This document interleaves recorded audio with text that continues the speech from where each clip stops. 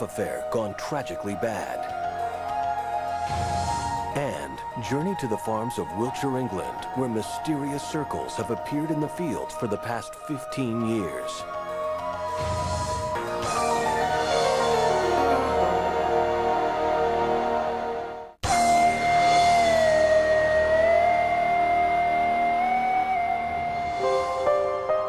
This is Wiltshire, a rural area of England once known as the Kingdom of Wessex.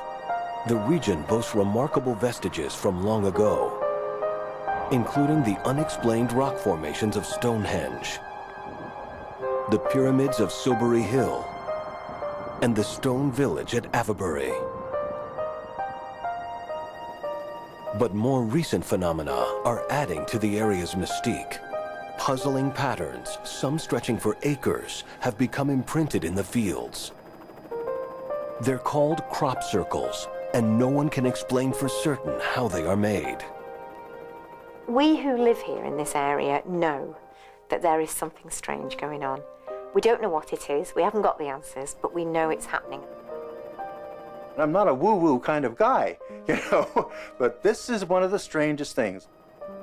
The first circles were discovered over 15 years ago. Since then, hundreds of complex patterns have appeared fully formed during the brief midsummer nights. David Guest owns a kennel in Wiltshire. His unusual story began one summer evening in 1993. We'd left the dogs out on the compound runs till about 10 o'clock. We'd watched news at 10, gone down when that had started, locked the dogs up, which takes about 45 minutes when we're running full like that. So we would probably have gone to bed about 11:30, windows open because it was a warm night. David's kennel has an intricate burglar alarm system complete with motion detectors. It's fortified by the most reliable burglar alarm of all, man's best friend. We have 3 large dogs in the house itself. And we normally have 50 to 60 dogs in the kennels. So if you walk around, we're going to get woken up very quickly. As usual, David and his wife slept at the back of their house overlooking the fields. Throughout the night, the dogs were silent. But it was hardly business as usual when the new day dawned. We woke next morning, basically to find that our clocks had stopped. Everything in the house. Our wristwatches, electrical clocks, our wind-up clocks, and our battery-operated clocks had all lost 2 hours. When David went outside, he discovered something even more strange.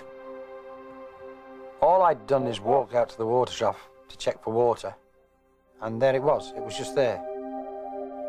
He was stunned to see that his crops had been flattened into a design. It was a series of 3 circles with a series of smaller circles around it. This was probably no more than 25 meters, 30 meters across. The phenomenon had occurred without arousing the dogs or setting off the farm's elaborate alarms. If we have dogs bark, we automatically get up because we want to know why. The power hadn't actually gone down, because if the power goes down, it sets the trips off. So it would have shown in the trip boxes that we'd lost power during the course of the night. It wouldn't explain the wind-up clocks, it wouldn't explain the battery clocks, because I think the clocks were definitely related to the crop circle. I don't know how, and I don't know why, but I think they were. So if anyone walked up there, they'd have left a track, and you would have been able to see the track. There was no track. Other people living in these beautiful green hills have also reported unusual happenings. For Andrew Blackall, a simple walk with his dog stirred up a surprise. I noticed an overwhelming sense of blackness in the sky. And the heckles went up on the back of the neck, and also the dog sort of like stopped and she wouldn't go any further. Come on. We've all seen storm clouds, but this was no storm cloud. This was a genuine blackness beyond blackness. The dog picked up on this. She became very protective. She wanted to look after me, and she wanted to get us both home as quickly as possible. On that basis, we ran, we left, we went then. We didn't want to be there anymore. The next day, Andrew found out that a double helix design had appeared in a cornfield near where he had been walking. When he saw it for himself, he likened it to a strand of DNA. I'm not generally taken in by hoaxes, and I'm very skeptical of many aspects of the paranormal. I now have to say I do not understand what occurred, but I do not believe it was a hoax. I have to reinforce the fact that I feel it was a very genuine crop glyph. The ability of humankind to create something so quickly within a field and not to actually leave traces of footprints just isn't there. We can't do it, not unless we came down with a giant foot like Monty Python and stamped it into the corn. Peter Sorensen has spent 10 years on the ground and in the air, chasing the origins of the odd patterns. He thinks they are man-made. In fact, he believes they're created by artists.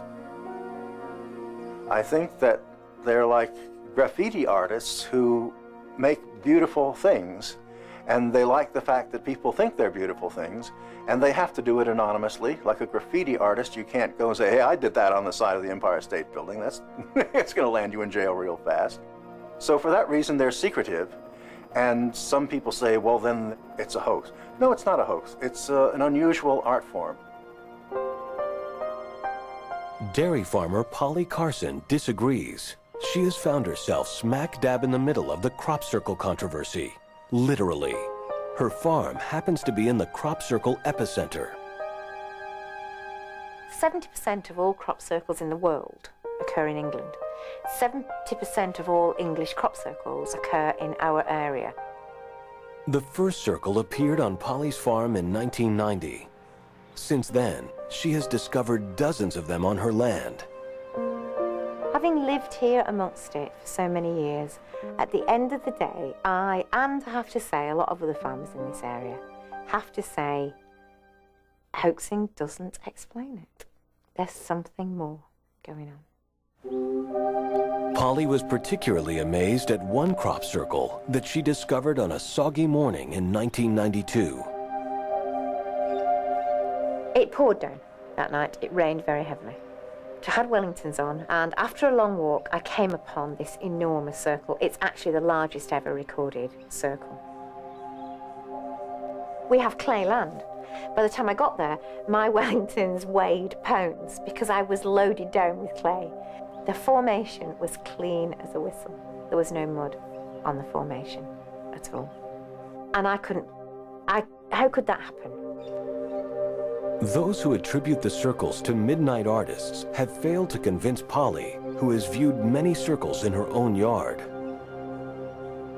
When you see the detail, when you see the way the crop is laid, twisted, you just think, oh, come on, don't tell me that somebody sat here all night, you know, doing this. It looks like water has flown through. It looks like a river has gone through. Because it's just so flowing and so fluid. I mean, who's done that with a board and a plank? Whatever their real cause, local residents all have their own explanations for how and why the circles appear. I really feel that the pattern was created supernaturally. I feel that that's something perhaps one day we'll be able to explain, but currently I don't believe we can. No one seems to have an answer to what they are, or who caused them. What they do is bring people together. We've had fantastic experiences of people, total strangers, getting together, coming to visit these things, standing in them and talking about subjects that they would never dream of talking about. To me, that's a purpose. Coming up next, a trip to the Sunset Strip where comedians claim their club is haunted by ghosts.